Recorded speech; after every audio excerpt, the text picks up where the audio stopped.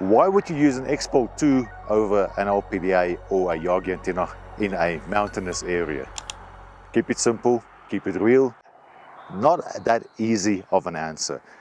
So in a previous video I expressed my preference for LPDA antennas in rugged areas, remote areas, because of the antenna gain being consistent from low to high. And I also explained why Yagi antenna can be really beneficial, because it is single frequency only, but it is a much higher gain in that single frequency, but it won't work across the band for all the applications in 4G that you might need it to be. The thing with the panel antenna, first of all, the XPOL-2 is a good example of those. It is a smaller form factor, so it's a simpler antenna. It would be easier to install, and the gain is good. So the gain is at the low end. It is probably going to be about 7 dBi, and it goes up to 11 dBi in the 5G band. Now, if you're on a mountain, the low gain can sometimes work in your advantage.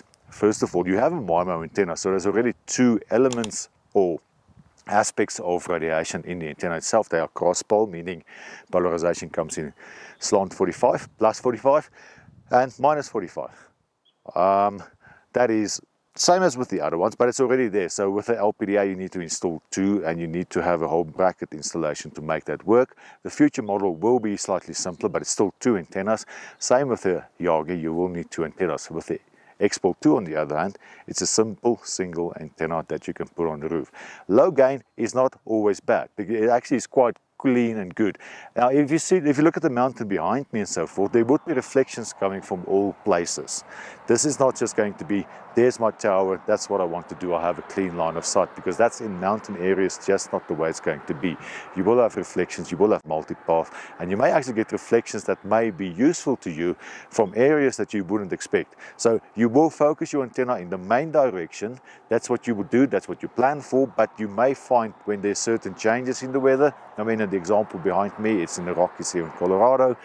When it's snowing, there's going to be a lot of water that's in the environment and on the surface. It's going to be a completely different ecosystem for you as a user than in summer where it is now. It doesn't feel like summer, does it? Because there's quite a bit of ice still on the actual mountains.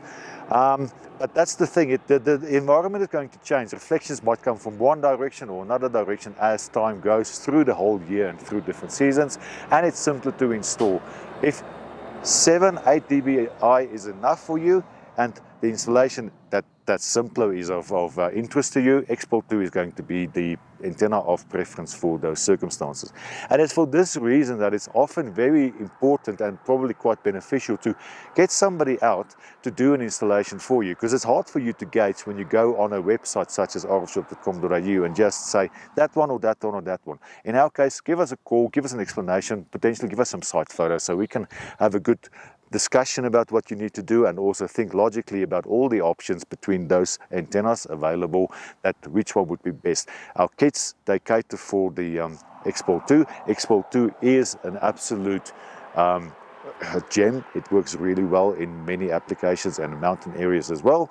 So look for the XPOL-2, but if you have any doubts, if you have any questions, give us a call or give us an email, rfshop.com.au. We have a little pop-up message center as well, and there will be somebody behind it that's going to have a discussion with you, or send us an email if you're overseas and out in another time zone as well. We're quite willing to help you, but we're creating these YouTube channels as well so that you can get yourself some material wherever time you are, wherever in future you may look at this specific type of video. XPOL-2 for 5G ready applications, 4G right now, 3G as well. Even here in the US realm at the moment, I see Edge, which is a 2G technology, is also still around there. So XPOL-2 would give you coverage from the legacy technologies that is still in the remote areas to keep you connected through to the latest and greatest 5G in the sub 6 GHz band. If you like what we do, please subscribe to our YouTube channel. If you have any comments or questions on this specific video, make some comments down below. We'll get a response ready and send it back to you so that anybody could see the conversation. If you're in Australia and you have any questions, give us a call on 1-800-RF-SHOP, or go to our website rfshop.com.au, where you can see the antenna by itself or the antenna in kits. Also remember, the antenna in a kit is a good indication with a 10-meter cable, but if you need another cable assembly, if you need longer or shorter, or you're not sure if the TS9 that we can put in the kit is the correct one for your modem, feel free to give us a call. We are happy to help and get you the right connection so that you get a box with all the bits and pieces you need that you can install on your roof or where you are. Thanks for watching. See you on the next video. Bye-bye.